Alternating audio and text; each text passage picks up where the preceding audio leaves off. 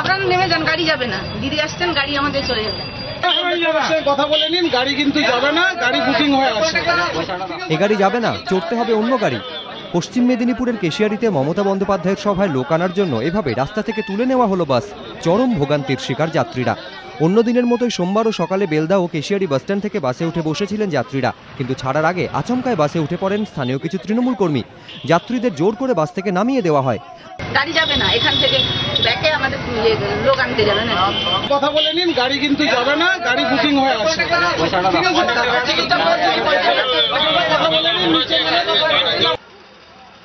বাসের গায়ে তৃণমূলের পতাকা লাগিয়ে সেগুলি পাঠিয়ে দেওয়া হয় কেশিয়ারিতে মমতা বন্দ্যোপাধ্যায়ের সভায় লোক আনার জন্য। সকাল 8টা থেকে এভাবে ঘন্টা 3 ধরে চলে বাস দখল।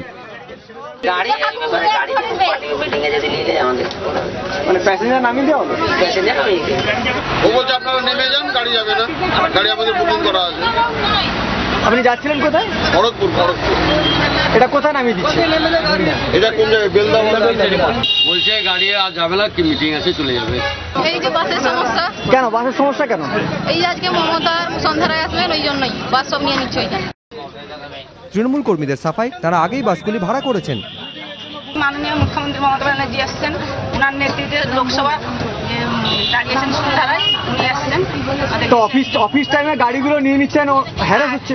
না, আগে থেকে বলা আছে, সমস্ত গাড়ির ড্রাইভারকে, কন্ট্রাক্টরকে বলা আছে যে আজকে আমরা দিচ্ছি, এবং ইউনিয়ন থেকেই বলা আছে আমাদের যে গাড়ি আজকে আমরা নিচ্ছি।